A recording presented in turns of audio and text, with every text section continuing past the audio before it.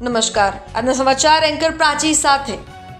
એશિયાની સૌથી મોટી ઔદ્યોગિક વસાહતોમાં જેની ગણના થાય છે તેવા અંકલેશ્વર ઉદ્યોગ મંડળની મેનેજિંગ કમિટીની 10 બેઠકો માટે આગામી દિવસોમાં ચૂંટણી યોજનાર છે। અંદાજિત 1275થી વધુ મતદારો ધરાવતા પ્રતિષ્ઠિત ઉદ્યોગ મંડળ પર કબજો મેળવવા માટે અત્યારથી જ કોર્પોરેટ રાજકારણ ગરમાયું છે। હાલમાં ફોર્મ ભરવાની પ્રક્રિયા ચાલી રહી છે, જેમાં ઉદ્યોગપતિઓ ભારે ઉત્સાહ દાખવી રહ્યા છે। અંકલેશ્વર જીઆઈડીસી કોર્પોરેટ ચૂંટણી જંગમાં ગત ટર્મમાં અંકલેશ્વર ઉદ્યોગ મંડળમાં મોટો ઉલટફેર જોવા મળ્યો હતો। વર્ષોથી મંડળ પર એક હથ્થુ દબદબો ધરાવતી સહયોગ પેનલને હરાવીને વિકાસ પેનલ સત્તારૂઢ થઈ હતી। વિકાસ પેનલ માટે આ ચૂંટણી પોતાના કામોના જોરે સત્તા બરકરાર રાખવા માટે અત્યંત અગત્યની છે। વિકાસ પેનલને બહુમતી માટે માત્ર 3 બેઠકોની જરૂર છે। બીજી તરફ ગત ચૂંટણીમાં સત્તા ગુમાવનાર સહયોગ પેનલ માટે આ લડાઈ અસ્તિત્વ અને પુનઃ સત્તા મેળવવાની છે।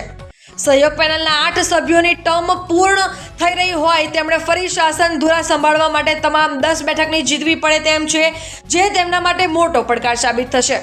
7 જૂન ફોર્મ ભરવાની અંતિમ તારીખ છે।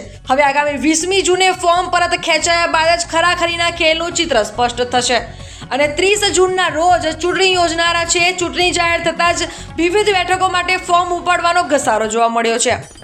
અત્યાર સુધીના આંકડા મુજબ જનરલ કેટેગરીમાં 8 બેઠકો 35 ફોર્મ ઉપાડ્યા છે। રિઝર્વ કેટેગરીના 1 બેઠકમાં 5 ફોર્મ ઉપાડ્યા છે। કોર્પોરેટ કેટેગરીના 1 બેઠકમાં 5 ફોર્મ ઉપાડ્યા છે અને શનિવાર સાંજ સુધી કુલ 45 ફોર્મનો ઉપાડ થયો છે। ત્યારે આવતીકાલે કુલ કેટલા ફોર્મ ભરાય છે એ સ્પષ્ટ થશે।